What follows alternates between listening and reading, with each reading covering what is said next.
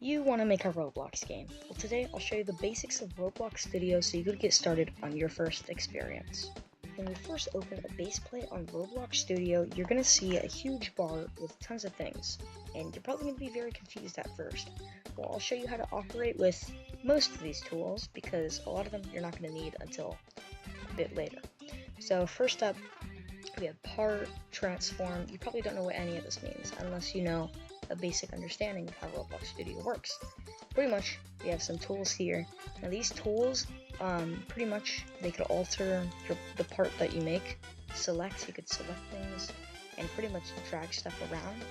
Move, just move stuff around, so we can move different stuff around like that. Scale will make stuff larger, so you can make stuff bigger. And then, rotate, it would just rotate whatever part you want. Pretty much, you can, sorry, also transform. We're not going to talk about transform, it's a little weird, so we're just not going to do that. But pretty much, there's some cool things you can do. More about the tools though. If you want to move, like, very slightly and not one stud, because the measurement Roblox Studio uses is one stud. Each one of these little blocks is one stud, so it moves over each time. But if you want to do really precise movements, you could hold down shift, grab the arrow, and you can move it however you want. Same with all the others, we could scale it how much we want. And same with rotate and transform, we're just not going to get into that. Now, if you want to make your first part, you click here, create new part, and you get a part. So you could edit this part however you want. There's a few ways to edit this part. First, you could click this and change the color. I could change the material to, I'll change it to that, and we'll change the color to green. Oh, oops. I don't know why the color isn't changing, that must be a bug. There we go. Okay, so we can change the part. There is another way to change this, and we can edit these other tools right here. First up, we have explore. You could drag this tool around if you want. You could put it here, or you could keep it here. I like keeping it here personally. I think it's by default right here, so let's put this here. And pretty much, we can see everything in the game. Pretty much, we have workspace. This is where everything goes if it's unorganized. Terrain, I believe that's where the terrain goes, which we're not going to talk about yet. Camera, I don't know much about that actually. And then these are the other stuff that we have. We have players, which we can see who's editing. We have lighting, you could change the sky. We have these other things, which aren't very relevant right now. This can make remotes, blah blah blah, pretty confusing stuff. Starter GUI, what that does, you can make these, like, let's just say UIs on the screen. A starter pack gives the player, you could put stuff in there and the player starts with it. Starter player, different scripts go there. Teams, you could make a team. Example, click here, click on the little plus, we could add stuff in there. Sound service, you could put sounds in there, blah blah blah. Don't delete this stuff, because just don't touch that. But yeah, there's also properties, and I have these like, it's like a little tab. We can click on a part, or different parts, and we can just change more like complex things. Brick color, change it to dark blue. If we want to change it to a specific color, we can do that. We can change the material here, material variant. You're gonna need a plugin, which is not relevant right now. If you want to change the material variant, I believe. Cast shadow, you can turn the shadows off, as you can see right here. Shadows go off. Archivable, I actually don't know what that means. Locked, pretty much after you put it on locks, you can't select it unless you go back to explore. And then unlock it, you could do it again. You could change the name in here to that, parent. You can click that, go to explore, change its parent, but we're not going to do that. We're going to take that and put that back into workspace. There's this other complex numbers. Fluid forces, that's for like physics and stuff. Can collide. Pretty much if you turn can collide off when you test, you're going to be able to phase through this. Can query, I believe that is stuff to do with scripts. Can touch, to do with scripts. Audio can collide. I think that's new. I've never seen that before. But yeah, there's tons of different things. Massless, shape, change that to corner wedge.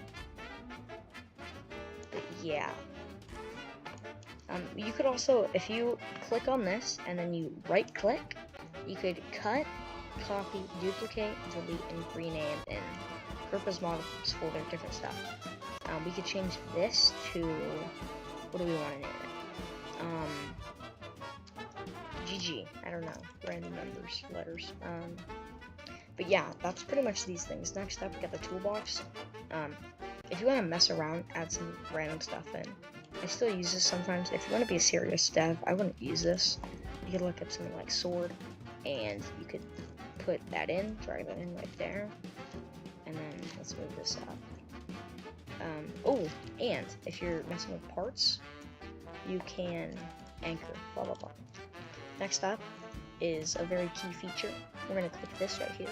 We could test here, run, team test, and server and clients. What test does, pretty much you could test, and it'll spawn you at a spawn location. Test here would spawn you where you are in studio. Run would just run the game. You won't spawn. Team test will allow you to test with other developers that are working on the game. And server and clients allows you to add like test players and stuff. We could test and we'll be able to play the game.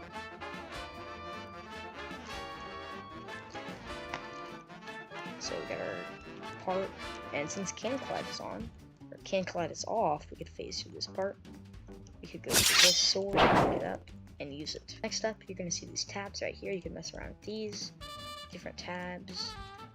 Avatar, pretty much we could click this, and we could add in a character like R6, click block avatar, and we could add a rig in. We click this rig, we can click animate. Now animate, pretty much click on this guy, we can, let's click on this guy, and we'll move his arm up a little bit. Now, we're going to click right here, we're going to rename this to, let's just call it E, and we'll click save, and then we're going to do, actually we don't need to do anything for that, but we could just play this animation, and let's actually add, let's do that, and we'll save, and then we'll play the animation. So, let's put it on loop. So that's a pretty odd animation, but we could, if you want to publish it to the game, you can click here, publish it to Roblox, and yep. Next up is UI. We're not going to really mess with UIs right now. It's not really what we're going to do. Scripts, you can open up commands, command bar right here, you could paste stuff in. You got output, you could see things that have happened recently. Script-wise, breakpoints, call stack, analysis, script activity, blah blah blah. You could also read these things. Model, we're going to be able to edit a ton of stuff on parts and stuff. Plugins, you could download different plugins from the toolbox and use them, like Moon Animator, Real Home. Oh, don't even mind that. That's you could actually add stuff in if you click this add new tab and create your own tab. But another large thing you're gonna want to know is when you look over these things, you could see a little plus. We could click on workspace, click the plus. We could add a part in, so we could have another part here. Although we could just do it from there. We could make this part larger. Pretty much another thing we could do. We could add in models. Pretty much we could drag. We have to move our mouse over here, hold down on left click, and drag down, and we'll be able to select multiple things. So we're going to want to select these two parts, grab them, and place them inside of the model.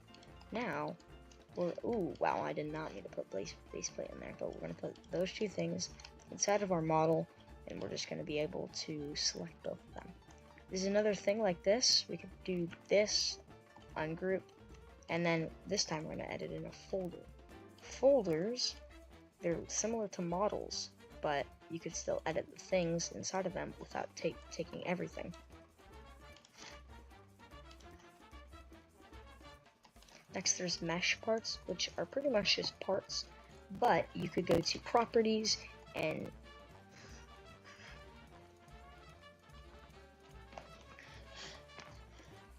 you could go to properties and put in a mesh ID, and it will turn this mesh part into whatever the mesh part is.